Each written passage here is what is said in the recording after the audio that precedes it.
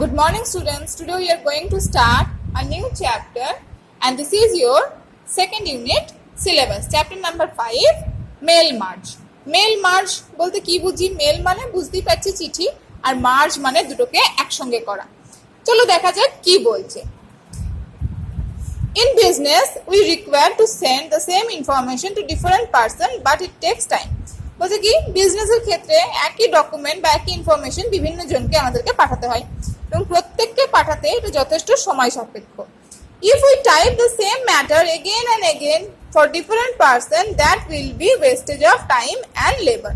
বলছে কি একই ম্যাটার যদি বারবার টাইপ করতে হয় এবং আলাদা আলাদা লোককে পাঠাতে হয়, আলাদা আলাদা ব্যক্তিকে পাঠাতে হয়, তখন কি হবে? আমাদের টাইমও ওয়েস্ট হবে, আমাদের এনার্জিও ওয়েস্ট হবে, আমাদের খাটতেও বেশি হবে। To overcome this, MS Word provide a feature called Mail Merge. এই খাটনিটা কমাবার জন্য, এই প্রসেসটা কমাবার জন্য MS Word একটা ফিচার প্রোভাইড করে যেটাকে বলে mail merge. Mail merge save our time and energy. Mail merge কি করে? আমাদের টাইম এবং এনার্জি বাঁচায়। Even we can send same letter to thousand of recipient within second. বলছে একই চিঠি আমরা 1000 জনকে পাঠাতে পারি।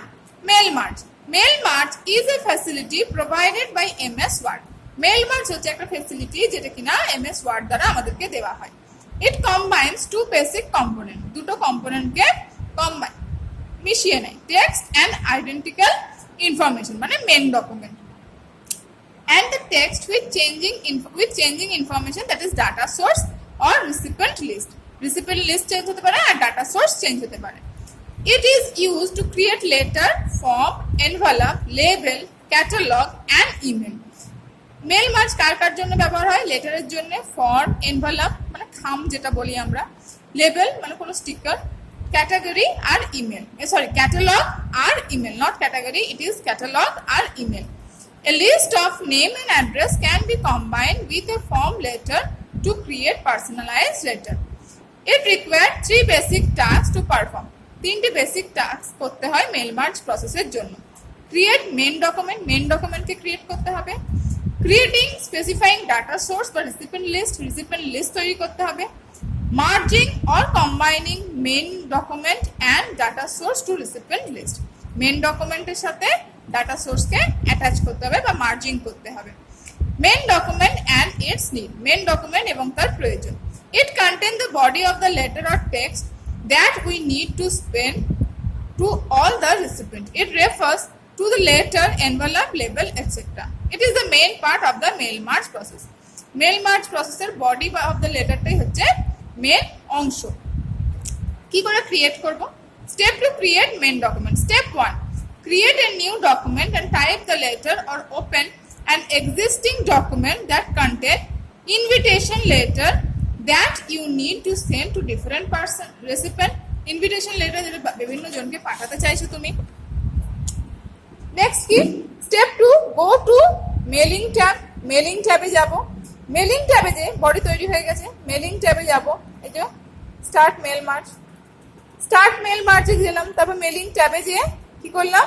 মেল মার্জে গেলাম, গ্রুপ স্টার্ট মেল মার্জ, এখানে মেল মার্জে ক্লিক করলাম, select step by step mail merge wizard option, step by step mail merge wizard option choose করলাম। Step 4, mail merge task pane will be there on the right সাইডে কি হবে? Mail merge task pane খুলে যাবে। It will display 5 option, that is এই যে এটা খুলে গেছে, letter, email message, envelope, label আর ডাইরেক্টরি। 5টা অপশন থাকবে। আমরা কি সিলেক্ট করলাম? Select letter option if you want to send letter. যদি চিঠি পাঠাতে চাও তাহলে লেটার অপশনকে কি করবে? চুজ করবে। Click on next starting document at the bottom of the task pane under step 1 to 6. Step 1 to 6 দেখো নেক্সট স্টার্টিং ডকুমেন্ট আছে, এখানে ক্লিক করলাম। You will ask to use the current document, start from a new template or start from existing document. তোমাকে জিজ্ঞেস করবে কি করতে চাও, use new document, start from a template, existing template জিজ্ঞেস করবে। Select use from current document, কি করব? কারেন্ট ডকুমেন্টকে চুজ করব।